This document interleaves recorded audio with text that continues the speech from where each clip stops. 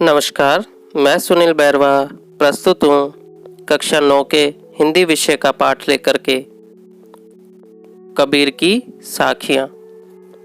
इस पाठ में हम कबीर की साखियाँ और शब्द अर्थात पद दोनों पढ़ेंगे, लेकिन इस वीडियो में हम कबीर की साखियाँ पर चर्चा करेंगे।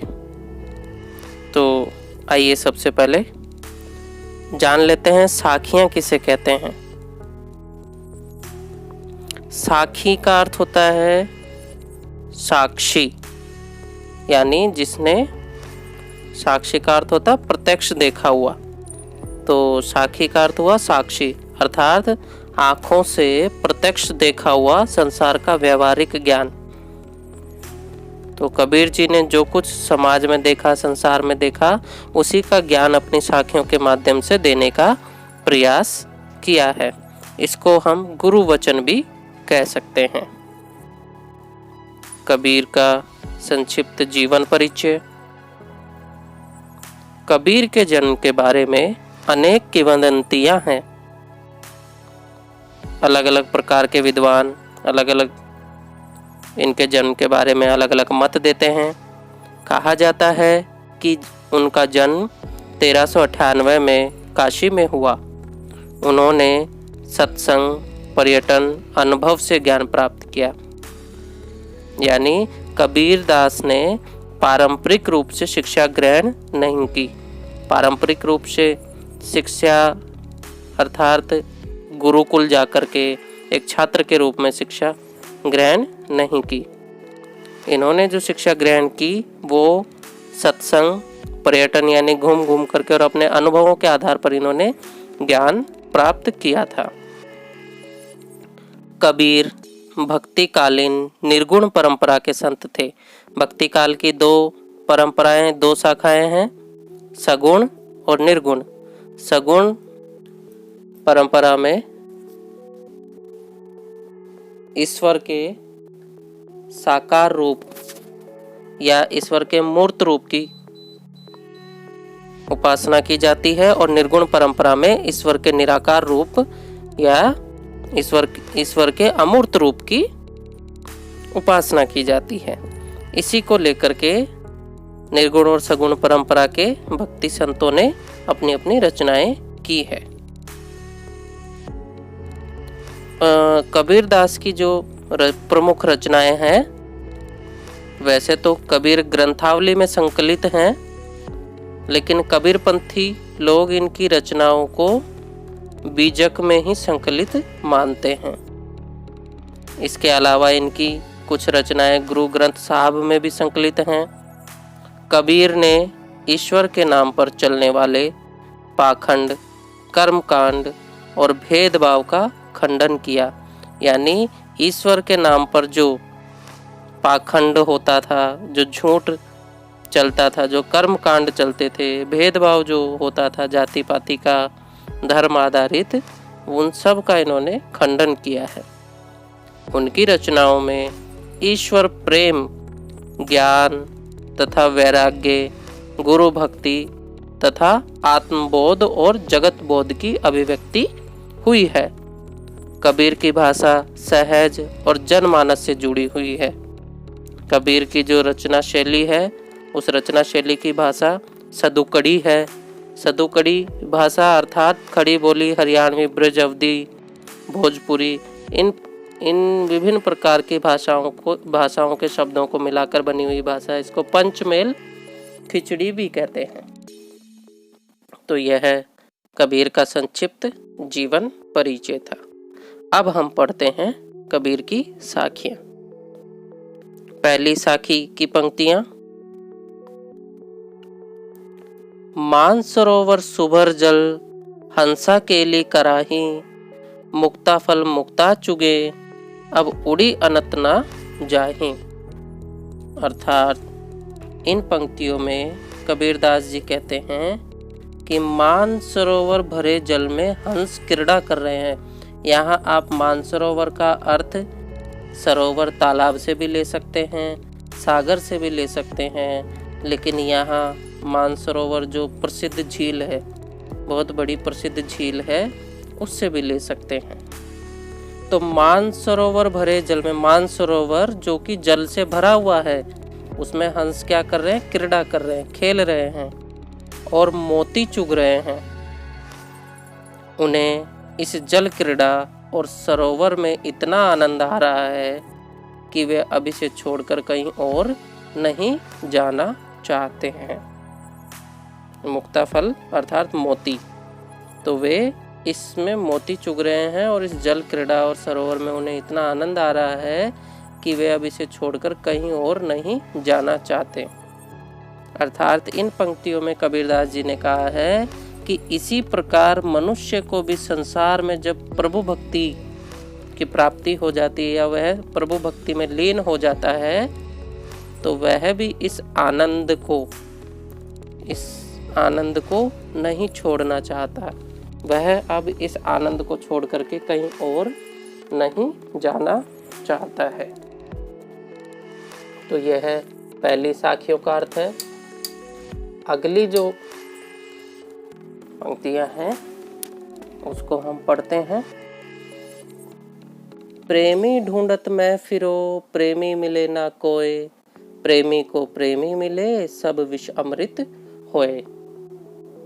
इन पंक्तियों में कबीरदास जी कहते हैं कि प्रेमी से यहाँ अर्थ है ईश्वर।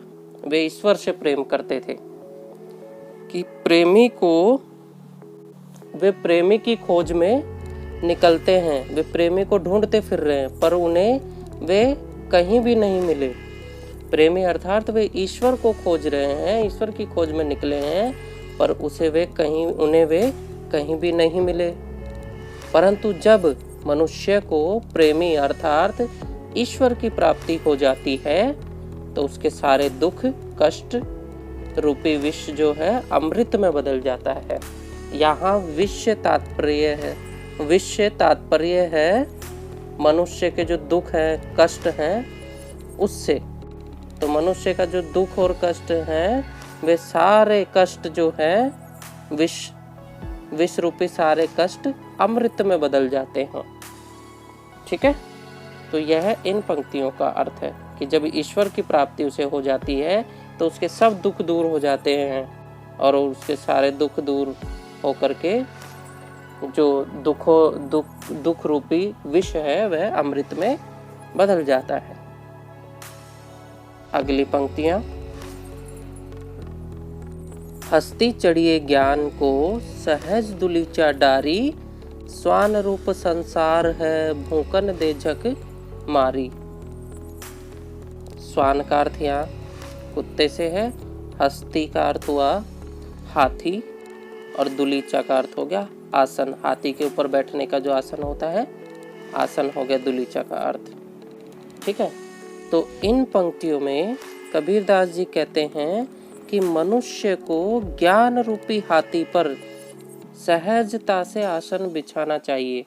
अर्थात मनुष्य को उच्च ज्ञान को प्राप्त करना चाहिए और उच्च ज्ञान पर उसको आसन्न होना चाहिए। उच्च ज्ञान की प्राप्ति करके उसको सहजता से वहाँ अपना आसन लगाना चाहिए, सहजता से आसन बिछाना चाहिए।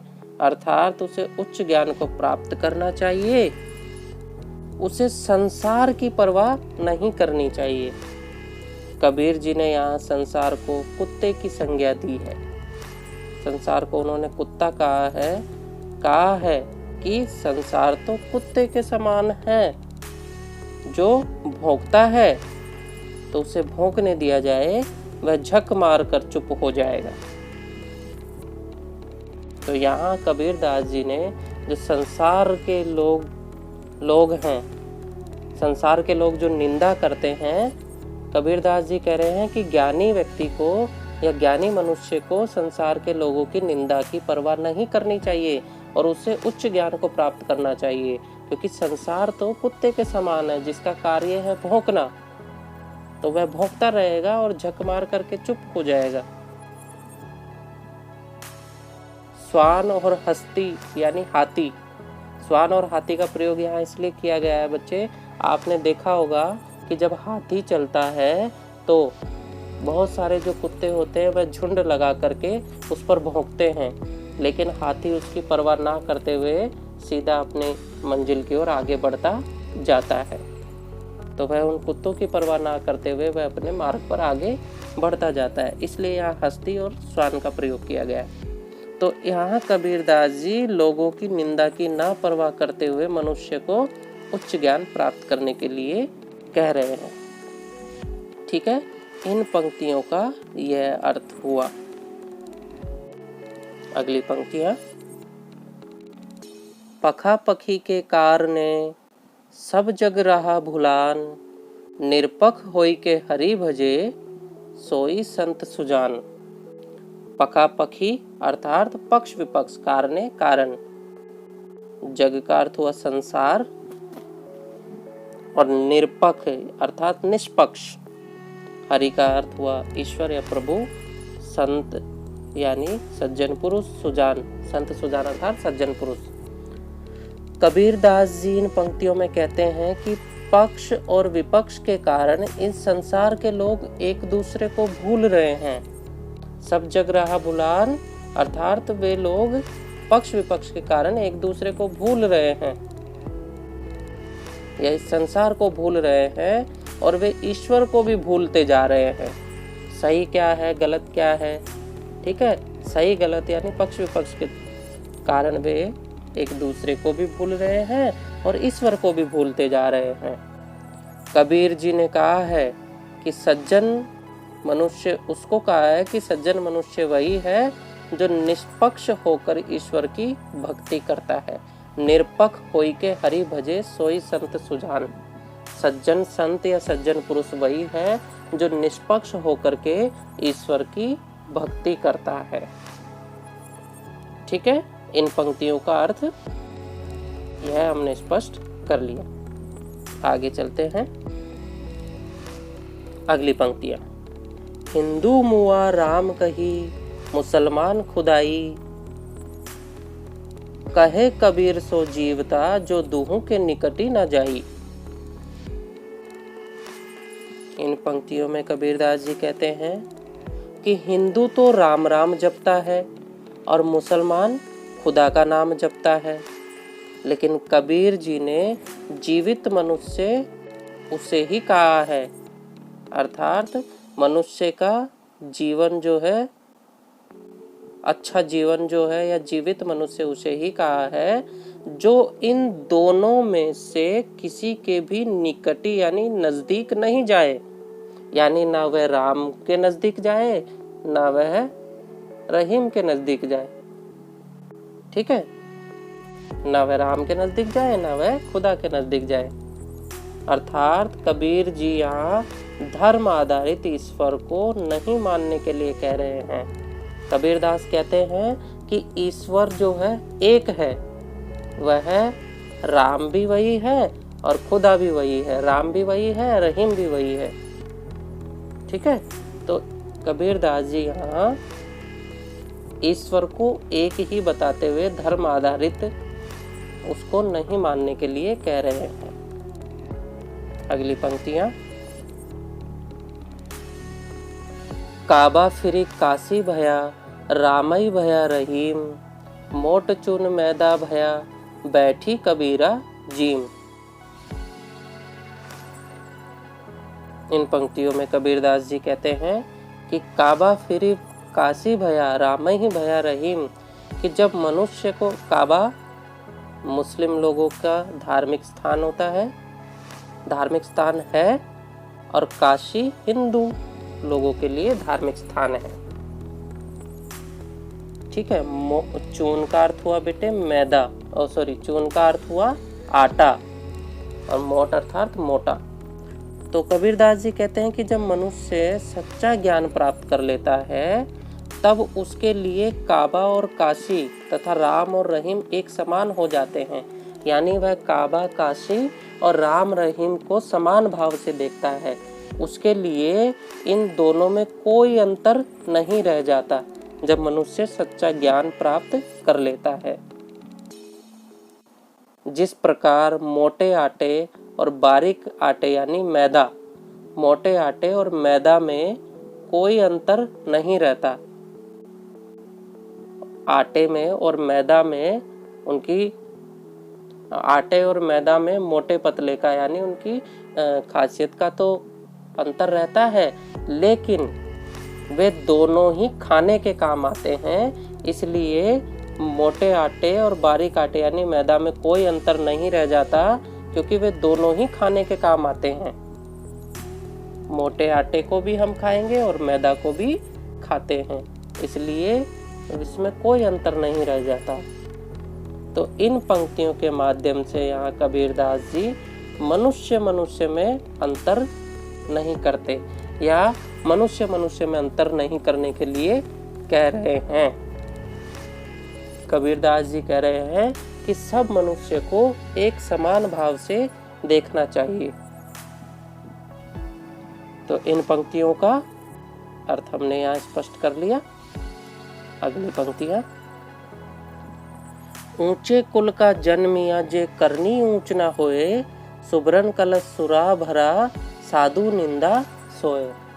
ऊंचे कुल यानी ऊंचे परिवार में जो जन्म लेता है वह जन्म लेने से ऊंचा नहीं हो जाता। जे करनी ऊंच ना होए, अगर उसके कर्म, करनी मतलब उसके कर्म ऊंचे नहीं है तो। सुबरन कलश, सुबरन सोने का, कलश, कलश अर्थात घड़ा, सोने का कलश, सुरा शराब। तो इन पंक्तियों का अर्थ हुआ, कबीरदास जी इन पंक्तियों में कहते हैं कि ऊंचे कुल में जन्म लेने से कोई ऊंचा नहीं हो जाता, यदि उसके कर्म ऊंचे नहीं है तो। मनुष्य अपने कर्म से ऊंचा होता है। बुरे कर्म करने वाला मनुष्य निंदनीय ही होता है। कबीरदास जी यहाँ कुल या ऊंचे कुल की अपेक्षा कर्म को अधिक महत्व दे रहे हैं कि कर्म से व्यक्ति या कर्म से मनुष्य जो है ऊंचा बनता है। ऊंचे कुल में जन्म लेने से ऊंचा नहीं बनता है। बुरे कर्म करने वाला मनुष्य निंदनीय ही होता है। कैसे? ठीक उसी प्रकार जिस प्रकार सोने के कलश में भरी शराब की साधु निंदा ही करते हैं, अर्थात साधुओं को सोने के कलश में भर करके शराब परोसी जाए या सोने के साधु के लिए अगर शराब को सोने के कलश में भी रख दिया जाए तो भी वह उसकी निंदा ही करते हैं, क्योंकि वह फिर भी शराब ही होती है। सोने के कलश में रहने से उसका रूप परिवर्तित नहीं हो जाता है। तो इन पंक्तियों में ऊंच नीच का या कर्म आधारित, कर्म से व्यक्ति महान बनता है, इसकी बात कबीरदास जी ने कही है। तो यह हमने बेटे कबीर की साखियां पाठ को पढ़ लिया है, उसका हमने भावार्थ समझ लिया है। इस पर आधारित जो प्रश्न है, अब आपको इस पर आधारित प्रश्नों को हल करना है। अगली वीडियो में हम कबीर की शब्द अर्थात पद पढ़ेंगे। धन्यवाद।